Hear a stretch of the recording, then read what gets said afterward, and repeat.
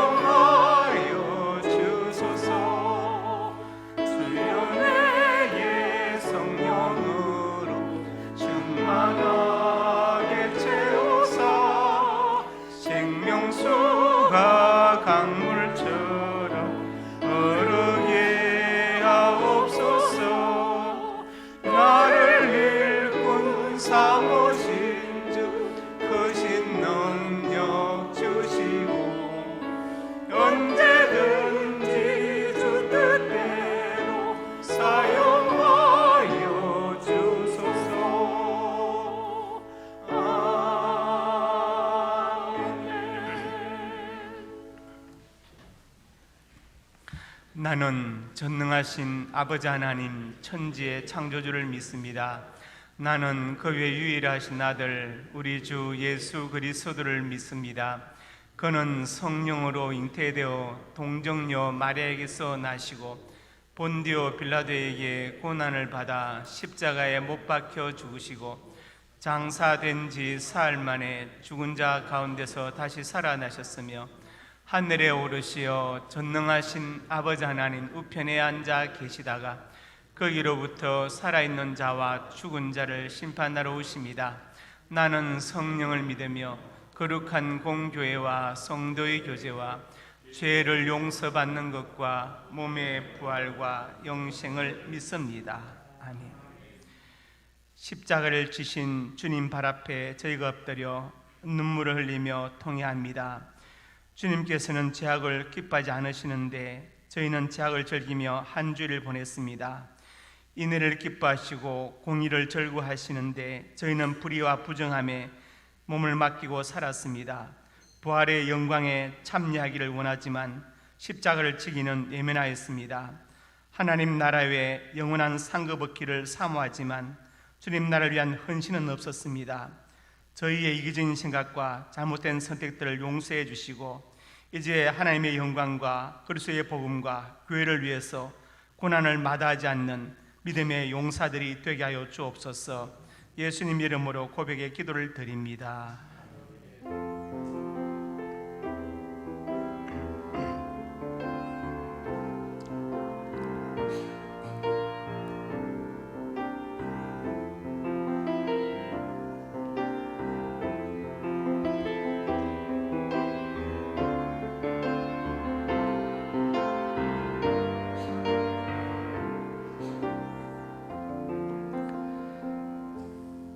내가 넘치는 진노로 내 얼굴을 내게서 잠시 가렸으나 영원한 자비로 너를 긍휼히 여기리라.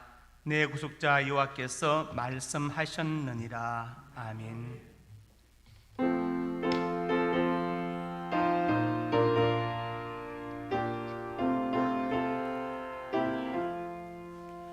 날 대속하신 예수께 내 생명 모두 드리니 늘 진실하게 하소서.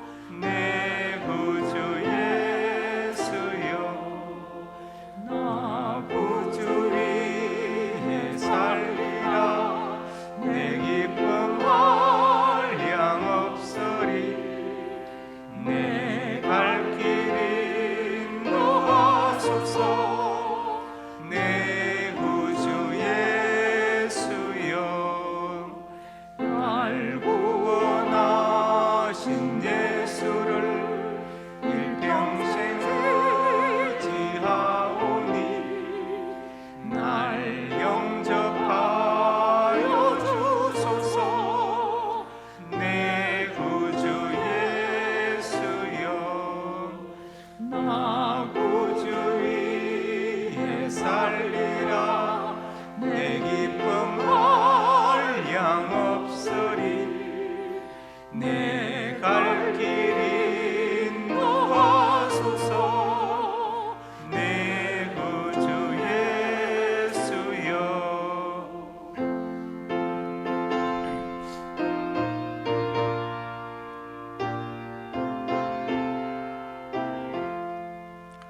주 십자가에 달리사 날 자유하게 했으니 내 몸과 마음을 주 위에 다스게 하소서.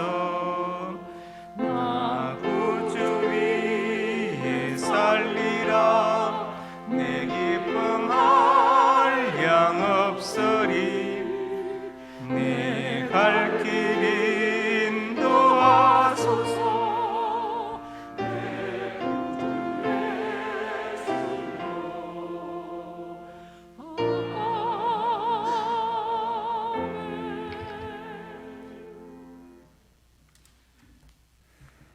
우리의 힘 되시고 능력 되시는 아버지 하나님, 세월과 계절은 변해가지만 언제나 변함없으시고 우리의 힘이 되어주시는 하나님께 영광과 찬양을 올려드립니다. 오늘도 우리가 하나님을 사모하는 마음으로 이 자리에 나왔습니다. 특별히 이 예배를 통하여 주님과의 관계가 다시 회복되게 하시고 주님 주시는 평안과 기쁨을 얻고 돌아갈 수 있도록 은혜 내려 주시옵소서. 이곳에 예배하는 한 사람 한 사람 기억하시고 크신 은혜 베풀어 주시옵소서. 아버지 하나님, 우리 마음에 뿌리낸 무관심과 염려로 조금만 어려운 상황에 부딪히면 하나님을 의지하지 못하고 실망하고 좌절했습니다. 예배를 마치고 교회를 나가는 순간 하나님을 까맣게 잊어버렸으며 익숙한 신앙생활로 형식화되어서 진정한 믿음의 의미를 찾지 못하고 방황했습니다. 주님, 이러한 우리의 죄를 주님 앞에 내려놓고 회개하오니 용서하여 주시옵소서. 이 나라 민족을 사랑하시는 주님, 이 민족이 주님 앞에 바로 서게 하여 주시옵소서. 주님을 섬기며 주님이 원하시는 민족이 되게 하여 주시옵소서. 이 나라 모든 이정자들이 하나님을 두려워하며 경외하게 하시고 국민을 위해 봉사한다는 사명감으로 백성들의 소리에 귀를 기울여 공명정대한 정치가 이루어지도록 은혜 내려 주시옵소서. 그리하여 경제가 활성화되고 다음 세대들이 소망을 꿈꾸는 나라 될 수 있게 하여 주시옵소서. 이 시간 어려운 환경 속에서도 복음을 전하시는 선교사님들을 주께서 붙들어 주시고 복에 복을 더하여 지경을 넓혀 주시며 주의 손이 함께하사 환난에서 벗어나 근심이 없게 하옵소서. 특별히 우리 상명교회에서 파송한 미얀마 대푼이 선교사님 붙들어 주셔서 선교주가 아무런 피해를 입지 않게 도와주시옵소서. 우리 상명교회를 위해 기도합니다. 하나님을 기쁘시게, 이웃을 행복하게, 상식이 통하는 교회, 은혜가 충만한 교회 되게 하셔서 우리에게 주신 비전과 사명을 같은 생각, 같은 마음으로 그 뜻을 이루어가는 그런 교회 되게 하여 주시옵소서. 세상의 방법이 아니라 하나님이 원하시는 방법대로 맡겨진 사명을 감당하게 하시며 우리에게 주신 물질과 명예도 주께서 주신 것이오니 주님의 뜻대로 사용하게 하여 주시옵소서. 언제나 말씀 안에서 답을 구하는 겸손한 성도의 삶을 살게 하여 주시옵소서. 말씀을 전하시는 담임 목사님 영육이 강건케 하시고 주시는 말씀이 오직 살아계신 하나님의 말씀과 영광만이 나타나는 귀한 시간 되게 하여 주시옵소서. 그리하여 말씀을 듣는 자마다 순종하게 하시고 아멘으로 화답하는 자마다 영원히 거룩하게 구별되는 역사를 더하여 주시옵소서. 코로나19 어려운 상황 속에서도 저희를 지켜주시는 예수 그리스도 이름으로 간절히 기도드리옵나이다. 아멘.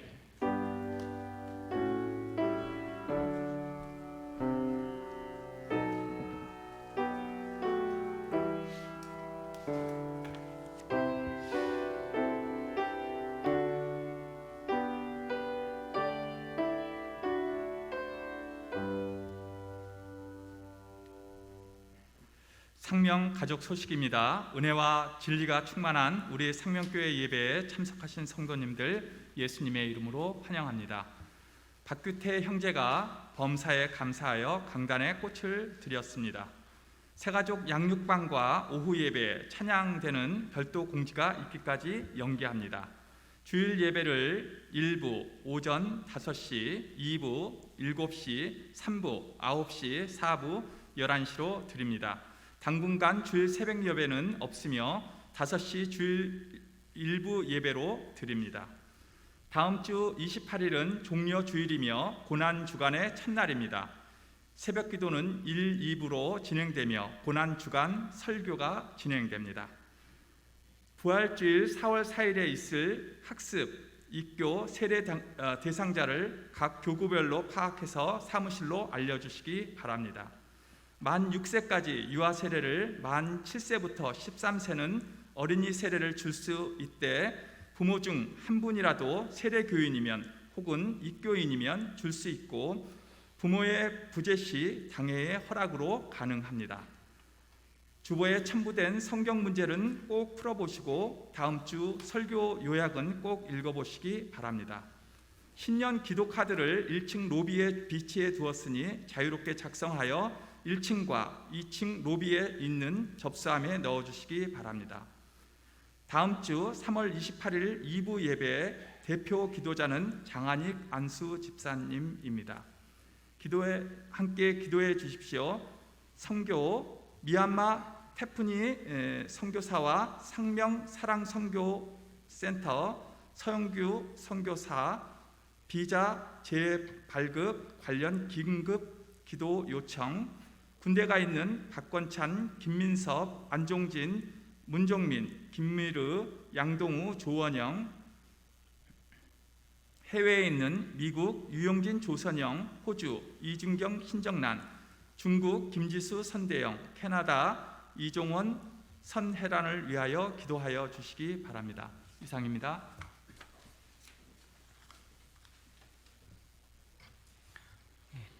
설교 요약은 다음 주가 아니고 지난주 것입니다. 옆에 분들이 인사하겠습니다. 잘 오셨습니다.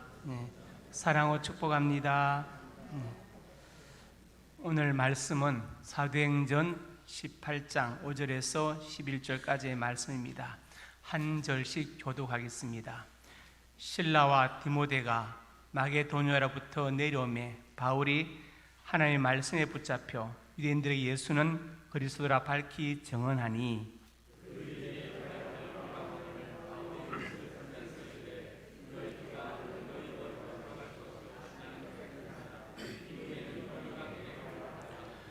거기서 옮겨 하나님을 경외하는 디도 유스도라 하는 사람의 집에 들어가니 그 집은 회당 옆이라.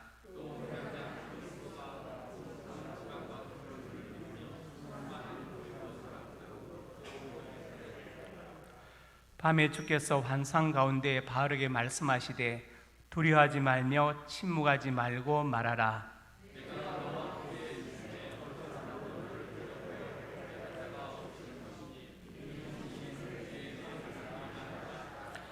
1년 6개월 머물며 그들 가운데서 하나님의 말씀을 가르치니라. 아멘. 하나님 감사합니다. 오늘 말씀을 전하고 듣는 가운데 우리 모두 사도 바울처럼 말씀에 붙잡혀 예수 그리스도의 증인으로 사는 은혜를 허락하여 주옵소서. 예수님 이름으로 기도드립니다. 아멘. 오늘 말씀의 제목이 말씀에 붙잡혀입니다. 붙잡혔다, 사로잡혔다, 포로되었다, 아니면 좀 극단적으로 표현하면 미쳤다, 중독되었다 이렇게 말할 수 있습니다. 중독이란 말을 사전에 찾아보면 세 가지로 나와 있습니다. 생체가 음식물이나 어떤 약물의 독성으로 기능을 상실한 상태, 기능이 마비된 상태가 중독이다. 또 두 번째 해석은 어떤 약물을 지나치게 복용해서 그것이 없으면 견디지 못하는 상태, 이것을 중독이라 했습니다. 이 두 가지는 신체적 중독이고 세 번째로 정신적 중독이 있습니다. 어떤 사상이나 사물에 젖어버려서 정상적인 판단을 할 수 없는 상태가 중독이다, 이렇게 나와 있습니다. 지금 방금 예로 든 것들 중에서 좋은 의미의 중독은 없죠. 그런데 좋은 의미의 중독도 있습니다. 바로 오늘 본문에 말씀에 붙잡혔다, 그것은 선한 의미의 중독입니다. 본문은 바울이 고린도에서 전도한 장면을 지금 표현한 것입니다. 고린도가 어떤 곳이냐, 그림을 한번 보겠습니다.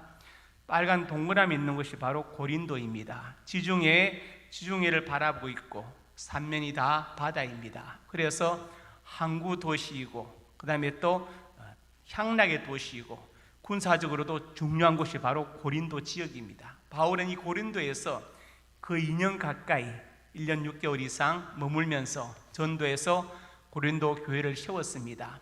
나중에 고린도 교회가 파벌이 생겼죠. 나는 개츠간 바울파다, 홀로 목사님파다. 나는 현재 담임 목사인 아볼로파다. 나는 부흥에 왔다 간 게바, 베드로파다. 나는 그리스도파다. 그렇게 이제 파벌이 나눠져서 바울이 책망을 했습니다. 그런데 문제는 뭐냐? 이 고린도가 항구 도시이고 또 그다음에 또 향락의 도시인데 또한 우상의 도시였습니다. 이 도시에 바로 아포로디테 신전이 있었습니다. 지금 거기 잔해가 이게 나와 있는데 이것은 일부분이고 신전이 어마어마하게 컸습니다. 아포로디테 여신은 그리스 신화에서 사랑과 미의 여신으로 나오죠. 로마 신화에서는 베누스, 영어로 비너스로 하는데 비너스 여신이 바로 이 아포로디테입니다. 이 여신 자체가 굉장히 엄탕해서 바다의 신 포세이돈을 비롯한 8명의 남편을 거느리고 있는 여신이에요. 사랑과 미의 여신 아포로디테, 다른 말로 이제 비너스. 그리고 이 비너스 신상이, 아포로디테 여신상이 이 신전에 세워져 있었는데 높이가 188.88m, 어마어마하죠. 예, 이것은요 200m 가까운 여신상이 서 있고 이 신전에 1000명의 여사제들이 있습니다. 여사제들이 하는 일은 뭐냐?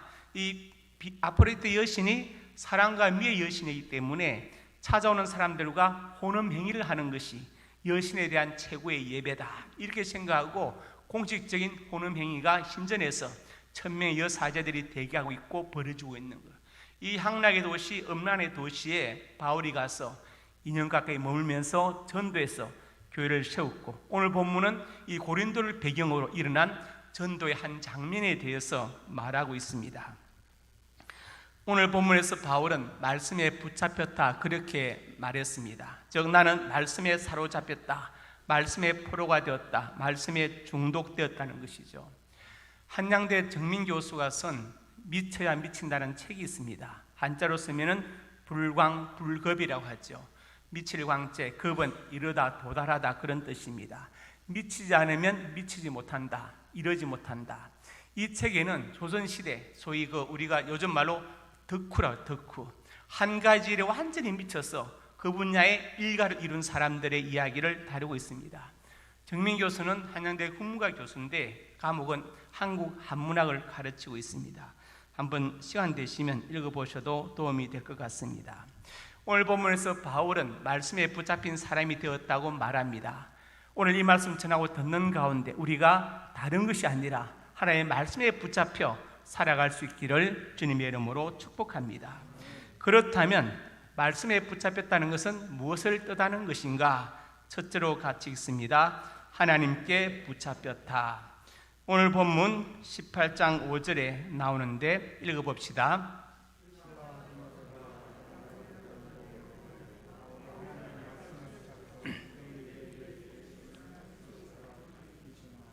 네. 말씀에 붙잡히는데 누구 말씀이냐? 하나님의 말씀에 붙잡혔다. 그래서 말씀에 붙잡혔다는 곳, 하나님께 붙잡혔다는 것을 말합니다. 말씀으로 번역된 헬라 단어가 로고스이죠. 로고스는 그 당시에 철학적인 용어인데 인간의 이성 아니면 인간의 이성이 도달할 수 있는 가장 최고의 지혜, 진리를 말할 때 로고스라고 했습니다. 그 당시 사람들의 관심이 여기에 있었거든요. 그래서 하나님의 말씀, 너희들이 찾는 그 로고스, 가장 궁극적인 진리가 바로 하나님이고 말씀이다. 이것을 지금 사도행전에서 말하고 있습니다. 붙잡혔다, 헬라어 수네이케토를 번역한 단어인데 이것을 직역하면 하나로 결합되었다. 그래서 다시 분리시킬 수가 없다. 완전한 결합을 수네이케토라고 말하고 우리 성경에 붙잡혔다라고 번역을 했습니다. 요한복음 1장 1절에서 3절에 태초에 말씀이 계시니라. 말씀이 곧 하나님이시다. 이때도 로고스란 단어를 썼습니다. 그래서 사도 요한은 그 당시 사람들이 하도 로고스를 찾아 헤매니까 진리가 뭐냐? 너희가 찾는 진리가 바로 하나님이고 바로 말씀이다. 그래서 태초에 로고스가 계시니라 이렇게 말했습니다. 그래서 우리가 요한복음 1장을 신약학에서 로고스 기독론이다 이렇게 말합니다. 그래서 사도 요한은 그 당시 사람들의 철학적인 관심을 가지고 예수님을 증명하기 원했기 때문에 이렇게 태초에 말씀, 로고스가 계셨다 이렇게 표현한 것입니다. 시편 107편 20절에 그가 그의 말씀을 보내 그들을 고치시고 위험한 징에서 건지시는 도다 이렇게 표현했습니다. 하나님은 하나님의 사람들을 고치실 때 먼저 말씀을 보내십니다. 왜냐? 그 말씀 자체가 능력이 있기 때문에 그렇습니다. 그리고 위험한 징에서도 건져주신다. 여호수아가 모세가 죽고 나서 굉장히 외롭고 힘든 가운데 불안한 가운데 있지요. 하나님께서 여호수아에게 뭐라고 하십니까? 두려워하지 말라, 강하고 담대하라. 내가 모세와 함께 있던 것 같이 너와 함께 있을 것이다. 세 번이나 그렇게 강조하셨어요.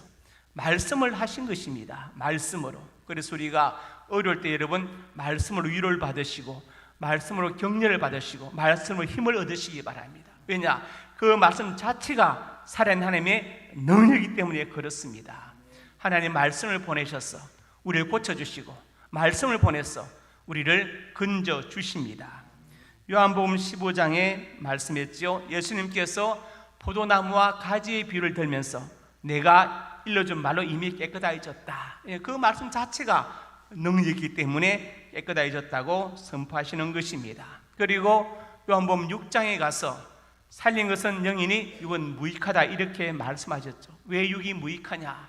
우리 육체가 참 소중합니다. 요새는 몸신학도 나왔어요. 육체가 소중합니다. 육체는 영혼을 담는 그릇이에요. 그런데 왜 육은 무익하다고 했느냐? 육체는 영원하지 못하단 말이에요. 우리가 아무리 가꾸고 잘해도 늙고 쇠하고 병들고 죽는 것은 막을 수가 없습니다. 그러나 영혼은 늙거나 병들거나 죽는 존재가 아니기 때문에 살린 것은 영이라고 말씀하셨고, 내가 내게 이런 그 말 자체가 바로 영혼을 살리는 생명의 말씀이란 것을 주님께서 말씀하신 것입니다. 그래서 하나님께 붙잡혔다, 다른 말로 말씀에 붙잡혔다, 하나님의 말씀에 붙잡혔다고 바울은 고백하고 있습니다. 베드로전서 1장 23절에 말씀했죠. 읽어봅시다.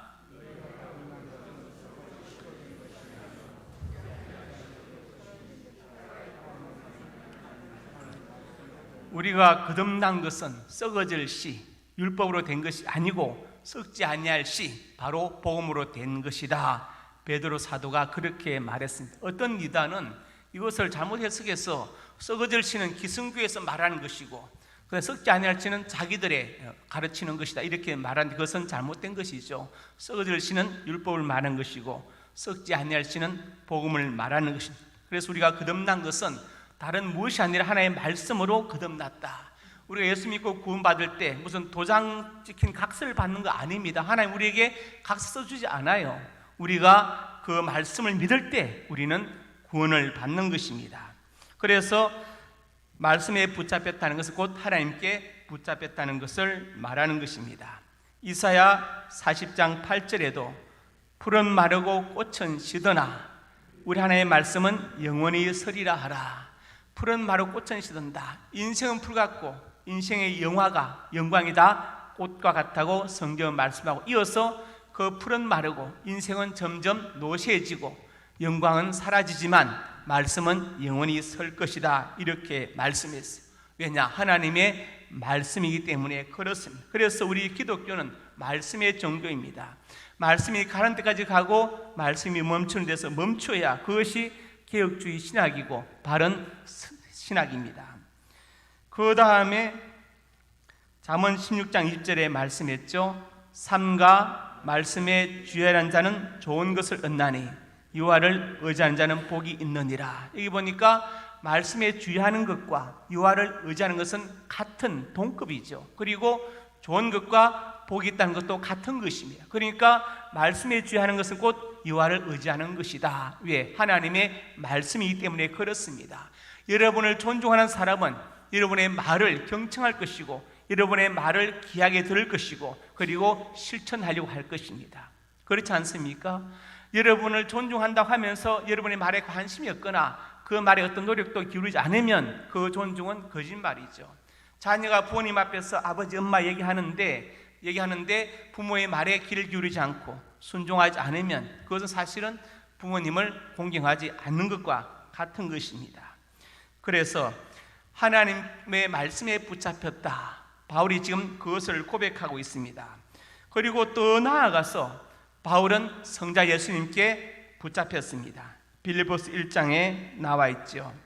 거기 보니까 하반절에 살든지 죽든지 내 몸에서 그리스도가 존귀하게 되게 하려 하나니. 다메섹 도상에서 예수님 만나고 나서 이제 바울은 완전히 예수님께 붙잡혔습니다. 그래서 고백이 뭐냐? 내가 살고 죽는 것이 중요한 것이 아니고 그리스도가 나를 통해서 존귀하게 되는 것이 중요하다.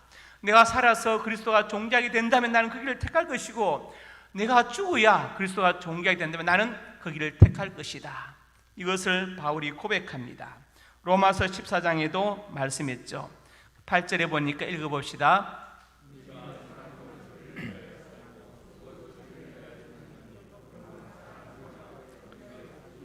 여기서 우리는 사도들이고 또 예수님의 제자들이죠. 살아도 주를 위해, 죽어도 주를 위해 죽는다.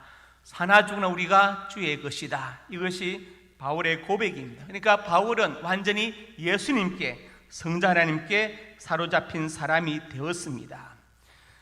말씀에 붙잡혔다는 것은 곧 하나님의 말씀에 붙잡힌 것을 말하고, 이것은 곧 하나님께 붙잡혔다는 것을 말합니다. 하나님, 우리가 하나님께, 하나님의 말씀에 붙잡힌 사람 되기를 간절히 원하고 계십니다. 두 번째로 같이 읽습니다. 성령께 붙잡혔다. 삼일째 하나님인데 성령을 따로 설명하는 이유가 있습니다. 왜냐하면 예수님께 붙잡혔다, 하나님께 붙잡혔다, 말씀에 붙잡혔다는 것은 곧 다른 말로 성령께 붙잡혔다는 것과 같은 것입니다. 사도행전 1장 8절에 말씀했죠. 오직 성령이 너에게 임하시면 너희가 권능을 받고 예루살렘 온 유대 사마리아 땅끝까지 이르러 내 증인이 되려 하시니라. 성령이 임하면, 성령 충만을 받으면 권능을 받게 되는데 왜 권능을 주시느냐? 땅끝까지 이르러서 내 증인이 되리라. 예수님의 증인이 되도록 하기 위해서 성령 충만을 받고 권능이 임한다는 거예요. 자, 이만희 씨의 증인이 아니고 박태선 씨나 문선명 씨, 안상홍 씨의 증인이 아니라 오직 예수님의 증인이 된다. 그래서 우리가 성령의 은사를 받으면 물론 방언도 하고 환상도 볼 수 있지만 더 중요한 것은 예수님의 증인이 되는 것이 더 중요한 것입니다. 진정한 성령 충만의 열매는 뭐냐? 예수님의 증인이 되는 거예요. 왜냐? 성령 충만은 곧 예수님으로 충만한 것입니다. 왜냐하면 성령께서 그리스도를 증거하러 오신 그리스도의 영이기 때문에 그렇습니다. 그래서 우리가 은사가 있으면 좋지만 은사가 없어도 여러분 걱정하지 마십시오. 내가 예수님으로 충만하고 예수님을 증언할 수 있다면 바로 그 사람이 성령 충만한 사람입니다. 성령께 붙잡혔다. 마가복음 16장에 이렇게 말씀했죠. 또 이르시되 너희는 온 천하에 다니 만민에게 복음을 전파하라. 믿고 세례를 받는 사람은 구원 얻을 것이요 믿지 않는 사람은 정죄를 받으리라. 성부 하나님은 여자의 후손을 보내시겠다고 구원사역을 계획하셨어요. 그리고 실제로 여자의 후손으로 동정녀의 몸에서 예수님 오셨습니다. 그 예수님께서 십자가에서 다 이뤘다 성취하셨어요. 계획하시고 성취하시고 성령 하나님은 이제 우리 마음속에 오셔서 죄를 깨닫게 하시고 그 구원사역을 적용하십니다. 계획하시고 성취하시고 적용하신다. 바로 구원사역의 삼위일체를 말하는 것입니다. 그 중에서도 하나님께서 말씀을 통해서 역사하시는 것입니다. 흔히 로고스와 또 레마를 구분하는 사람들이 있습니다. 그런데 이건 자체는 사실은 잘못된 거예요. 왜냐? 70인역 성경에 히브리어 다바라는 단어, 말씀이라는 단어를 때에 따라서 로고스로, 때로는 레마로, 때로는 포네로 이렇게 번역을 했습니다. 한 가지인데 조금씩 다르게 번역, 사실은 같은 것입니다. 어떤 사람은 로고스는 기록된 말씀이고 그 다음에 또 레마는 내 마음속에 어떤 의미로 감동된 말씀을 하는데 그 자체도 틀린 해석입니다. 로고스 레마는 구분할 수 없는 것입니다. 하나입니다. 비슷한 예를 우리가 이제 아가페와 필레오를 들어서 이야기하죠. 예수님께서 베드로에게 내가 나를 사랑하느냐? 월요성에 두 번을 아가페로 물으시고 베드로가 필레오로 대답했습니다. 그래서 세 번째로 예수님께서 필레오로 물으시고 베드로가 필레오로 대답했죠. 우리 성경엔 다 사랑으로 번역되어 있지만 어떤 사람들은 사랑의 에로스가 있고 에피투미가 있고 필레오가 있고 아가페가 있는데 예수님은 아가페적인 사랑을 묻는데 베드로가 필레오로 대답하니까 나도 예수님도 지쳐서 필레오로 물었다고 하는데 그것도 잘못됐냐? 그 당시 아가페와 필레오는요 구분의 쓰였습니다. 로고스와 레마처럼. 그러니까 이것은 구분할 수 없는 거예요. 70인요 우리가 70인을 라틴어로 셉투아진타로 합니다. 이 성경은 기원전 300년경 예수님께 이 땅에 오시기 300년 전에 어떤 전해지는 말에 의하면 유대 각 지파에서 12지파에서 6명의 학자를 보내가지고 70일 동안 번역한 것입니다. 그 당시 있던 구약 성경을 코인의 헬라어라는 고대 헬라로 번역한 것이 바로 70인역 성경이고 셉투아진트인데 그 성경에서 히브리어 다발이라는 단어를 때로는 로고스, 때로는 레마, 때로는 포네로 번역한 것이지 차이는 없다는 것을 우리가 알아두면 좋겠습니다. 자, 말씀에 붙잡혔다는 건 무엇을 말하는 것이냐? 하나님께 붙잡혔다는 것이고 두 번째로는 성령께 붙잡혔다는 것을 말하는 것입니다.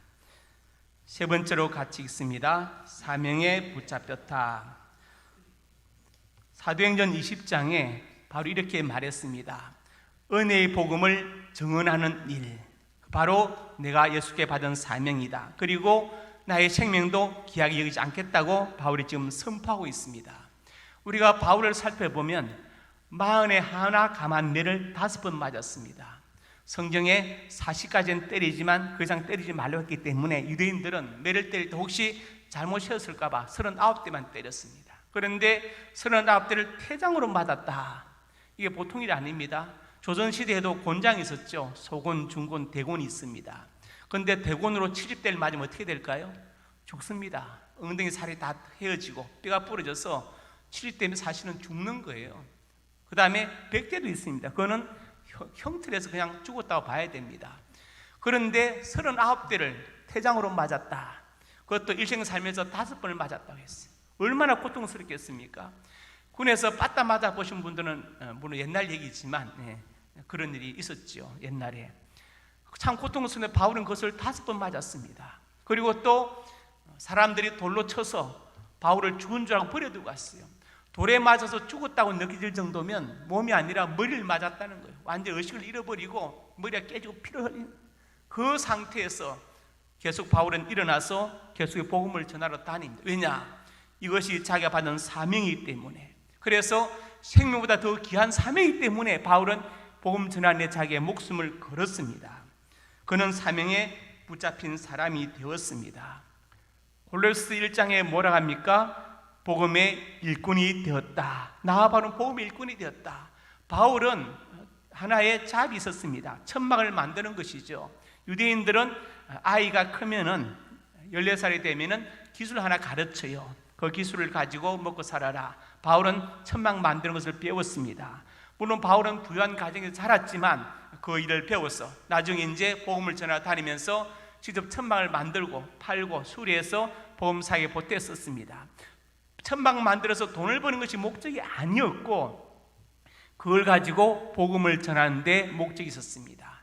여러분이 직장을 다니고 사업을 할 때 목적을 하나님을 위해서라고 바꿔 보십시오. 그러면 달라질 것입니다. 그 직장에 하나님께서 복을 주실 것이고 그 다음에 더욱더 성진의 복을 주시고 사업장도 더욱더 잘되게 하시고 이삭처럼 백배의 결실을 거두게 하실 것입니다. 제가 전에 한번 제주도를 간 적이 있는데 그때 이제 초청을 받아갔어요. 이랜더 그룹에서 왜 초청했냐면은 이랜더 그때 통일교를 하도 막 그런 그 구슬세 오래니까 연락이 왔어요. 현대종교에 와서 한번 취재를 해가지고 우리가 통일교 아닌 것을 좀 밝혀달라. 그래 이제 저를 보냈습니다. 비행기를 타고 가는데 그 비행기에 저하고 이제 이랜더 박성수 장로님하고 10대들의 쪽지 김영모 전사님 그리고 이제 강사로 오신 김진호 목사님 네 사람이 타고 가면서 이제 이런저런 이야기를 했어요. 하면서 많은 것을 제가 보고 감동을 받았습니다. 옛날에 이런 데 이제 세무조사 들어왔는데 박성수 장로님이 그랬다고 그래요. 물 한 컵도 갖다 주지 마라. 우리는 정직하게 세금 내고 사업했으니까 물 한 컵도 갖다 주지 마라. 그렇게 말했다고 하죠. 철저하게 주의를 지키고 그렇죠? 11조를 내고 그래서 다른 믿음의 기업들이 주일날 문 여는 기업들이 어류 기업들이 쓰러졌지만 이랜드는 쓰러지지 않았습니다. 왜? 하나님께서 붙들어 주시기 때문이에요. 그래서 우리가 무엇을 하든 그것을 사명으로 알아야 됩니다. 하나님의 영광과 연결시켜야 됩니다. 밥을 해도 빨래를 해도 아이를 키워도 직장 다니고 사업을 할 때 하나님의 영광과 연결시켜서 하십시오. 그러면 반드시 하나님께서 책임져 주실 것입니다. 저는 그것을 믿습니다. 바울은 복음의 일꾼이 되었다고 분명히 선포하고 있습니다. 제가 우리 교회 사업하는 분들한테 기도 제목드립니다. 하나님 이 사업장에서 한 명의 단독 선교사 파송하게 하옵소서 기도하시기 바랍니다. 하나님께 반드시 큰 은혜를 베풀어 주실 것입니다. 고린도전서 1장 17절에서 또 말했습니다. 읽어봅시다.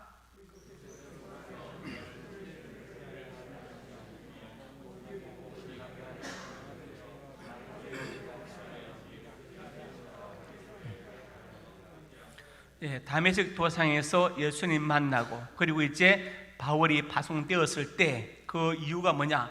복음을 전하도록 바울을 보내셨다. 나는 그래서 보냄을 받았다.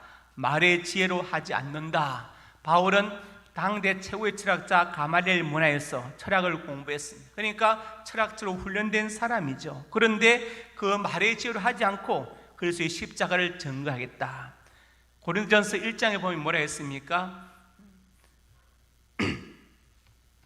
유대인들은 표적을 구하고 헬라인은 지혜를 찾으나 우리는 십자가에 못 박힌 그리스도를 전하니 유대인들에게는 그리끼는 것이요 이방인은 미련한 것이다. 이렇게 말씀되어 있죠. 유대인들은 표적을 구한다.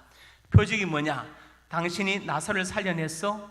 오병이의 기적을 일으켰다고. 그러면 이제 십자가에서 내려와봐. 그러면 믿을게. 이게 바로 표적을 구하는. 표적을 구한다는 것이 계속 진행형이거든요. 진행형. 계속해서 표적을 요구하는 거예요. 십자가에서 마지막에 내려와봐. 그럼 우리가 믿어줄게. 이게 표적을 구하는 거예요. 그 다음에 헬라인들은 지혜를 찾습니다. 지혜는 소피아, 철학적 지혜를 말하는 것이죠. 예수 믿고 구원받읍시다. 그러면 그 구원의 철학적 의미가 무엇입니까? 우리 토론해 봅시다. 이렇게 나오니까 대화가 진전이 안 되죠. 이는 유대인들의 그리끼는 것이다. 예수님을 전하는 왜 그리끼는 것이냐? 신명기서에 보면은 나무에 달린 자 하나님의 저주를 받았다고 되어 있어요. 그러니까 예수님이 십자가에 달려 죽었다는 것은 하나님의 저주를 받았기 때문에 우리는 그런 얘기 듣기 싫다. 이렇게 유대인들은 말하고 헬라인들, 이방인들이 볼 때는 참 미련해 보이는 뭐냐? 뭔가 심오한 철학적인 토론과 이걸 거쳐서 뭔가 진리를 도출해야 되는데 예수 믿으면 구원받아요. 끝하니까 이것은 미련해 보인다. 그러나 구원은 우리에게는 하나님의 능력이라고 바울이 말한 것입니다. 바울은 오직 복음을 전하기 위해서 주님께 내가 파송받았다. 이 사명으로 충만해. 그는 사명에 붙잡힌 사람이었습니다. 마지막으로 사도행전 5장 40절 보겠습니다. 그들이 날마다 성전에 있든지 집에 있든지 예수는 그리스도라고 가르치고 전도하기를 그치지 아니하니라. 그들이 사도들이 날마다 공적인 장소에 있든지 아니면 집에 있든지 예수는 그리스도다. 예수의 무덤이란 책이 나왔습니다. 저도 그 책을 정독을 했습니다. 그러니까 이 사람이 말한 건 뭐냐? 예수는, 역사적 예수는 신앙의 그리스도와 다르다는 것이죠. 역사 예수는 그냥 이 땅에 와서 살다가 죽어서 무덤에 묻혀 있다. 내가 그 무덤을 발견했다. 그 무덤에 보니까 요셉 말에 예수가 다 있더라는 거예요. 자, 이 주장의 문제가 뭐냐? 그 당시에 예수란 이름은 몇 명이나 있었을까요? 오늘날 김씨씨, 박씨처럼 많습니다. 마리아나 요셉의 이름도 똑같이 마찬가지예요. 똑같이 마찬가지입니다. 그런데 요수와 예수와 다 같은 말이죠. 예수. 그런데 우리가 믿는 그 역사적 예수, 그분은 누구냐? 예언된 대로 그대로 오신 분. 어디서 태어나시고 어디서 사실 것이고 나사렛에 사실 것이고 그 예언대로 오신 그분이 바로 그 역사적 예수가 신앙의 그리스도와 같은 존재이다. 그 말이죠. 그리스도란 말은 히브리어 메시아를 음력한 것입니다. 음으로 옮긴 거예요. 유대인들은 묵시문학의 틀 속에서 메시아를 기다렸습니다. 하나님께서 메시아를 보내주실 것이다. 그 메시아가 오면은 아브라함과 다윗의 자손 오면은 세상이 달라지고 개벽할 것이다 믿었습니다. 그래서 예수는 그리스도다. 그 예수가 바로 메시아이다. 역사적 예수, 신앙의 그리스도는 동일한 분이다. 이것을 가르친 것이죠. 그리스도라는 말 자체는 크리스토스, 기름 부음을 받은 자입니다. 구약에서 기름 부음을 할 때 왕에게, 제사장에게, 선지자에게 기름을 부어서 세웠습니다. 예수님은 우리의 왕이 되시고 우리의 영원한 대제사장이 되시고 히브리서에 있는 것처럼, 그리고 우리의 선자가 되시죠. 이것을 그리스도의 삼중직이라고 말합니다. 예수는 그리스도다. 바로 그 예수가 예언된 메시아이다. 이것을 가르치고 전도하기를 계속했다, 쉬지 않았다고 성경은 기록하고 있습니다. 왜냐? 그들이 바로 사명에 붙잡혔기 때문에 그렇습니다. 제가 오늘 세 가지를 전했습니다. 말씀에 붙잡혀, 그것은 하나님께 붙잡혔다는 것이다. 두 번째로 성령께 붙잡힌 것이고, 세 번째로 사명에 붙잡혔다는 것입니다.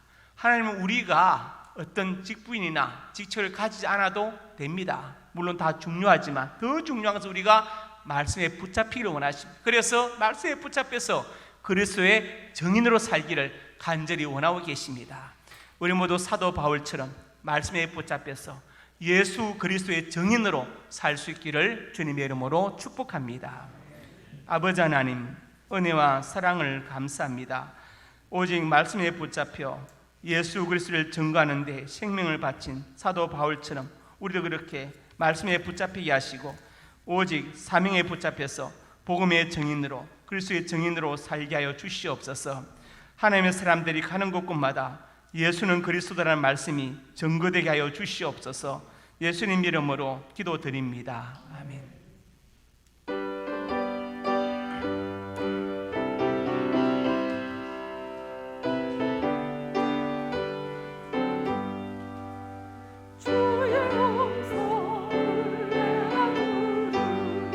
사랑한단 말일세 있는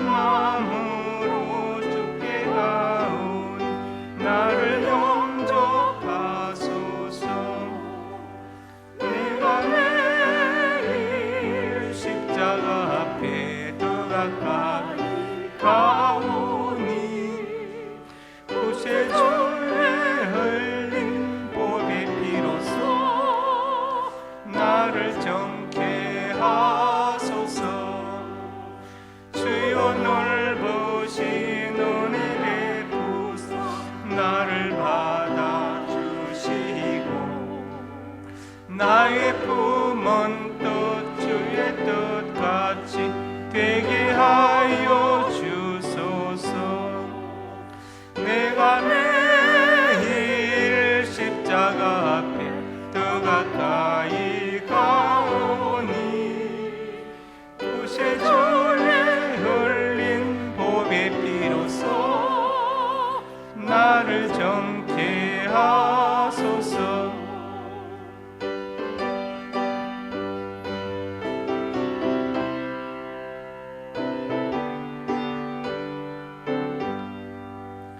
주의 보좌로 나갈 때 어찌하니 기쁠까.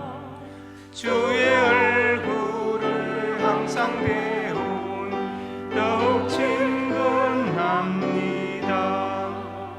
내가 매일 십자가 앞에 더 가까이 가오니 구세주의 흘린 보배 피로써 나를 정케 하소서. 우리 구주의 넓은 사랑 청량할 자 없으며 주가 주시는 참된 기쁨 헤아릴 수 없도다. 내가 매일 십자가 앞에 더 가까이 가오니 구세주의 흘린 보배 피로써 나를 정케 하소서. 아멘. 하나님의 자녀들이 경제가 어려운 이때 예물을 드렸습니다. 이 예물에 저들의 눈물과 땀과 피가 담겨 있습니다.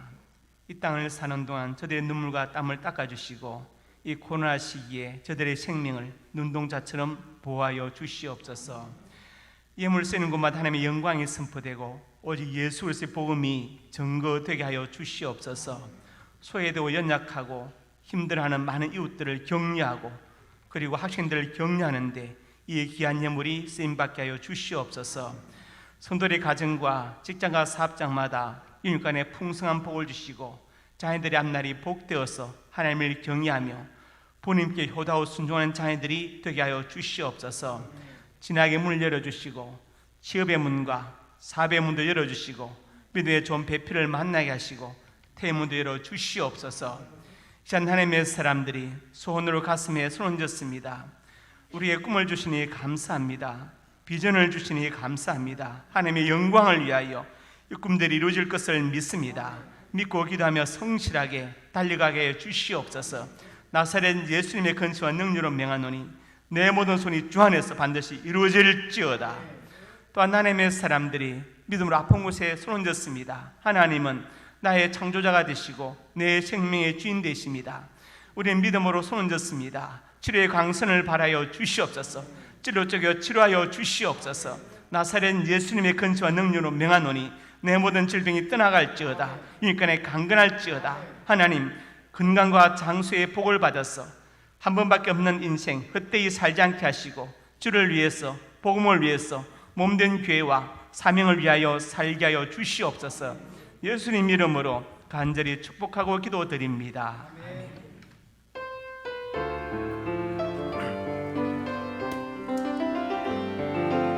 주님 다시 오실 때까지 나는 이 길을 가리라.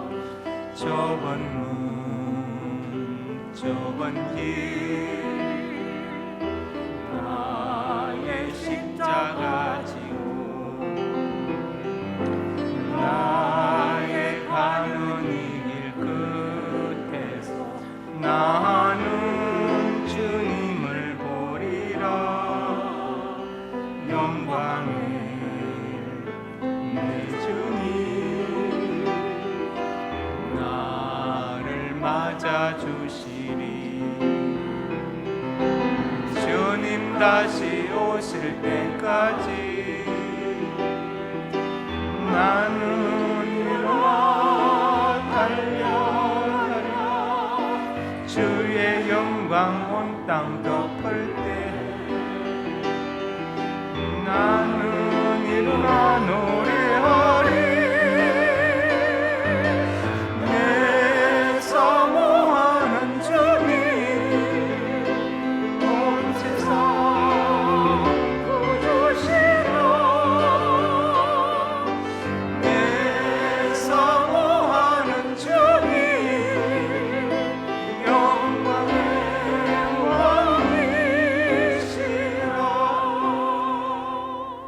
왕이시라. 이제는 우리 주 예수 그리스도의 은혜와 아버지 하나님의 사랑과 성령의 교통하심이 오늘 주신 말씀 아멘으로 받고 사도 바울처럼 하나님께 붙잡히고 성령께 붙잡혀 사명을 감당하며 오직 예수는 그리스도라 증언하기 소원하는 사랑하는 하나님의 사람들 머리 위에와 저들의 가정과 우리 상명교회 위에 이제부터 영원토록 함께 있을지어다. 아멘.